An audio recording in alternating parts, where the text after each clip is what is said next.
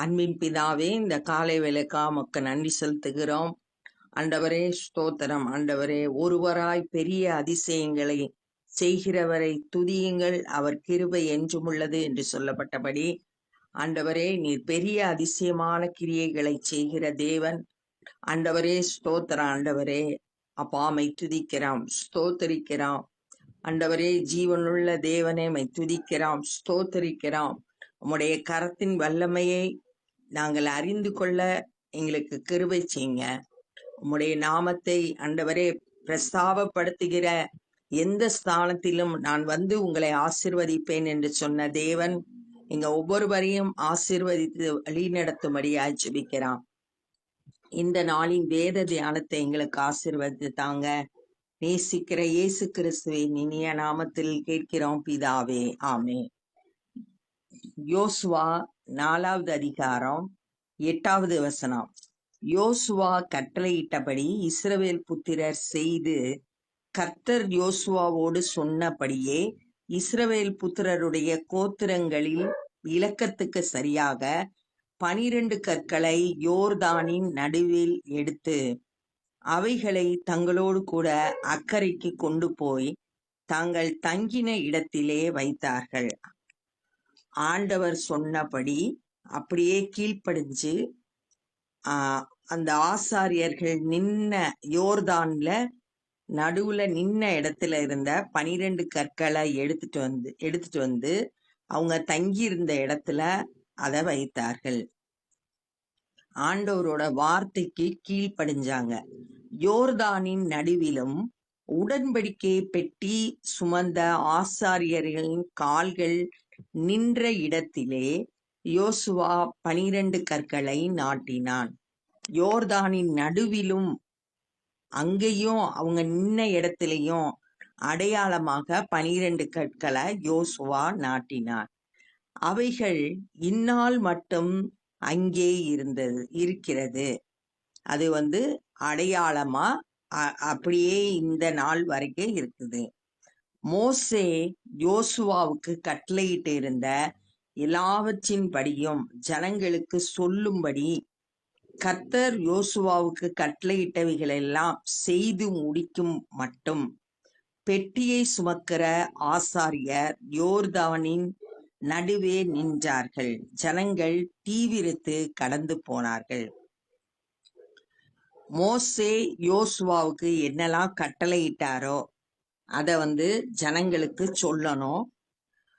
கர்த்தர் யோசுவாவுக்கு என்ன கட்டளையிட்டாரோ அதெல்லாம் செய்து முடிக்கிற வரைக்கும் அந்த ஆசாரியர்கள்லாம் யோர்தானின் நடுவே நின்றார்கள். ஜனங்கள் வேகமா தீவிரித்து அந்த யோர்தானை கடந்து போனார்கள். ஜனங்கள் எல்லாம் கடந்து போன பின்பு கர்த்தருடைய பெட்டியும் கடந்தது. அவங்க எல்லாம் ஏறின பிறகு கர்த்தரோட பெட்டி கடந்து போச்சு. ஆசாரியர் ஜனத்துக்கு முன்பாக போனார்கள். அந்த உடன்படிக்கை பெட்டின்றது தேவ பிரசன்னத்தை குறிக்கும். அந்த தேவ பிரசன்னம் அந்த ஜனங்களுக்கு முன்பாக கடந்து போனது. ரூபன் புத்திரரும் காத் புத்திரரும் மனாசேயின் பாதி கோத்திரத்தாரும் 2 கோத்திரத்தாருக்கு 1வது அதிகாரம் 12-15 வரைக்கும் உள்ள வசனத்துல யோசுவா இந்த 2 கோத்திரத்தாரை பார்த்து பேசுறத அங்க வாசிக்கிறான். இவங்களுக்கோட பகுதி யோர்தானுக்கு கடக்கிறதுக்கு முன்பாகவே வந்துருது. ஆனா இவங்க கிட்ட யோசுவா சொல்றாரு, நீங்க உங்க மனைவி, பிள்ளைகள், உங்களோட மிருக ஜீவனெல்லாம் இங்க விட்டுட்டு யோர்தானை கடந்து போய் அங்க இருக்க தேசத்தை யுத்தம் பண்ணி ஜெயிச்சு மீதமுள்ள கோத்திரத்தாருக்கு கொடுத்துட்டு நீங்க மறுபடியுமா யோர்தானை கடந்து உங்களோட இடத்துல உங்கள் மனைவி பிள்ளைகளோடு கூட இளைப்பாறலாம் அப்படின்னு சொல்லிட்டு ஏற்கனவே சொல்லி இருந்தாரு. அதன்படி ரூபன் கோத்திரம், காத்து கோத்திரம், மனாசேயோட பாதி கோத்திரத்தாரு மோசே தங்களுக்கு சொன்னபடியே அணி அணியாய் இஸ்ரவேல் புத்திரருக்கு முன்பாக கடந்து போனார்கள். இத யோசுவா சொன்னது மாத்திரம் அல்ல, மோசேயும் ஏற்கனவே சொல்லியிருக்காரு. அந்த வார்த்தைகளின்படி அவங்க கடந்து போனாங்க. ஏறக்குறைய 40,000 பேர் யுத்த சன்னத்தராய் யுத்தம் பண்ணும்படி கர்த்தருக்கு முன்பாக எரிகோவின் சமான வெளிகளுக்கு கடந்து போனார்கள். யுத்த வீரர்கள் 40,000 பேர் எரிகோல யுத்தம் பண்ணும்படியா எரிகோவோட சமான வெளிகளுக்கு கடந்து போறாங்க. அந்நாளிலே கர்த்தர் யோசுவாவை சகல இஸ்ரவேலரின் கண்களுக்கு முன்பாக மேன்மைப்படுத்தினார். எல்லாம் யோசுவாவை மேன்மையா பார்க்கறாங்க. யோசுவா தான் அவங்கள வழி நடத்தி சென்ற தலைவர். எப்படி மோசையோடு ஆண்டவர் இருந்தது போல யோசுவாவோடு இருக்கிறாரு. மோசே செங்கடலை கடந்து இவங்களை ஏற்கனவே கூட்டிட்டு வந்தாரு. இப்ப இவங்க யோர்தானை கடந்து கூட்டிட்டு வர்றதுனால இவங்க கண்களுக்கு முன்பாக மோசே மேன்மையுள்ளவரா காணப்படுகிறார். கண்களுக்கு முன்பாக மேன்மைப்படுத்தினார். இது யோசுவாவுக்கு ஆண்டவர் பேசின வார்த்தை. 3வது அதிகாரம் 7வது வசனத்துல கர்த்தர் யோசுவாவை நோக்கி, நான் மோசேயோடு இருந்தது போல உன்னோடும் இருக்கிறேன் என்று இஸ்ரவேலர் எல்லாரும் அறியும்படி இன்று அவர்கள் கண்களுக்கு முன்பாக உன்னை மேன்மைப்படுத்துவேன். சொன்ன வார்த்தை அப்படியே இங்க நிறைவேறுது. மேன்மைப்படுத்தினார். அவர்கள் மோசேக்கு பயந்திருந்தது போல அவனுக்கும் அவன் உயிரோடு இருக்கும் நாளெல்லாம் பயந்திருந்தார்கள். எப்படி மோசேக்கு தலைமையின் கீழே பயந்து அவன் சொல்றதுக்கு கீழ்ப்படிஞ்சு நடந்து வந்தாங்களோ அது போல யோசுவாவுக்கு பயந்து நடக்கிறாங்க. சொல்ற வார்த்தைக்கு கீழ்ப்படிஞ்சு நடந்தாங்க. கர்த்தர் யோசுவாவை நோக்கி, சாட்சியின் பெட்டியை சுமக்கிற ஆசாரியர் யோர்தானிலிருந்து கரை ஏறும்படி அவர்களுக்கு கட்டளையிடு என்று சொன்னார். எல்லா ஜனங்களும் கடந்து போன பிறகு இப்ப கர்த்தர் சொல்றாரு, ஆசாரியர்களை பெட்டி சுமந்து வர்ற ஆசாரியர்களை கரை ஏறும்படி கட்டளையிடு அப்படின்னு சொல்றாரு. யோசுவா யோர்தானிலிருந்து கரையேறி வாருங்கள் என்று ஆசாரியர்களுக்கு கட்டளையிட்டான். ஆண்டவர் சொல்ல சொல்ல அவங்க செயல்படுறாங்க. யோசுவா சொல்றத ஜனங்கள் அப்படியே கீழ்ப்படுகிறாங்க. ஒரு டிசிப்ளினா அவங்க நடந்து வர்றத இங்க நம்ம பார்க்கிறோம். அப்பொழுது கர்த்தருடைய உடன்படிக்கை பெட்டியை சுமக்கிற ஆசாரியர் யோர்தான் நடுவில் இருந்து ஏறி அவர்கள் உள்ளங்கால்கள் கரையிலே ஊன்றின போது, ஆத்துல இருந்த காலு யோர்தான் நடுவுல இருந்து அவங்க இப்ப ஏறி கரையில ஊன்றாங்க காலை. யோர்தானின் தண்ணீர்கள் தங்களிடத்திற்கு திரும்பி முன் போல அது கரை எங்கும் புரண்டது. எப்படி முதல்ல கரை புரண்டு ஓடியது அப்படின்னு சொல்லிட்டு பார்த்தோம். அறுப்பு காலத்து ஆனதுனால 3வது அதிகாரம் 15வது வசனம், அறுப்பு காலம் முழுவதும் கரை புரண்டு போம் அப்படின்னு சொல்லிட்டு சொல்லப்பட்டிருக்கு. யோர்தான், அந்த யோர்தானோட தண்ணி இவங்க கரை ஏறின உடனே அந்த 2ஆ பிரிஞ்சிருந்த தண்ணி இப்ப திரும்பி முன்போல கரை புரண்டு ஓடுது. சங்கீதம் 114:3 சொல்லியிருக்கு, இஸ்ரவேல் மக்கள் எகிப்துல இருந்து புறப்பட்ட போது யோர்தான் பின்னிட்டு திரும்பியது அப்படின்னு சொல்லிட்டு சொல்லப்பட்டிருக்கு. அது மாதிரி இங்க திரும்பவுமா அது தன்னுடைய இடத்துக்கு திரும்பி கரையெங்கும் புரண்டு ஓடியது. இந்த பிரகாரமாக 1ஆம் மாதம் 10ஆம் தேதியிலே ஜனங்கள் யோர்தானிலிருந்து கரையேறி எரிகோவுக்கு கிழக்கு கீழ் எல்லையான கில்காலிலே பாளையம் இறங்கினார்கள். அவங்க யோர்தானை கடந்த பிறகு முதல்ல பாளையம் இறங்கிய இடம் கில்கால். அந்த கில்கால்ல பாளையம் இறங்குகிறாங்க. அவர்கள் யோர்தானின் எடுத்து கொண்டு வந்த அந்த 12 கற்களை யோசுவா கில்காலிலே நாட்டி ஏன்னா கர்த்தர் சொல்லி இருந்தாரு, நீங்க எங்க பாளையம் இறங்குறீங்களோ அந்த இடத்துல அந்த 12 கற்களை நாட்டி வைக்கணும்னு. அதனால இப்ப அவங்க 12 கற்களை அங்க கில்கால்ல நாட்டி வைக்கிறாங்க. இஸ்ரவேல் புத்திரரை நோக்கி, நாளை உங்கள் பிள்ளைகள் இந்த கற்கள் ஏதென்று தங்கள் பிதாக்களை கேட்கும்போது நீங்கள் உங்கள் பிள்ளைகளுக்கு அறிவிக்க வேண்டியது என்னவென்றால், திரும்ப பின் நாட்கள்ல உங்களோட சந்ததியார் இது என்ன கல்லு அப்படின்னு கேட்டாங்கன்னா, நீங்க உங்க பிள்ளைகளுக்கு சொல்லணும், இஸ்ரவேலர் வெட்டாந்தரை வழியாய் இந்த யோர்தானை கடந்து வந்தார்கள். இந்த யோர்தான்ல கடல் அந்த யோர்தான் ஆறு ரெண்டா பிரிஞ்சு நடுவுல வெட்டாந்தர வழியா நடந்து வந்ததை சொல்றார்.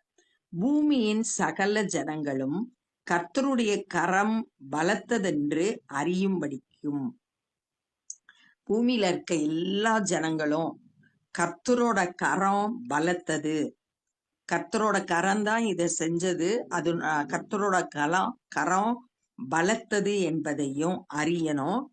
நீங்கள் சகல நாட்களும் உங்கள் தேவனாகிய கர்த்தருக்கு பயப்படும்படிக்கும், முதல்ல எல்லா ஜனங்களும் அறிந்து கொள்ளணும் கர்த்தருடைய கரம் பலத்தது அப்படின்றத. ரெண்டாவது, நீங்க இஸ்ரவேல் ஜனங்கள் கர்த்தருக்கு பயப்படணும்.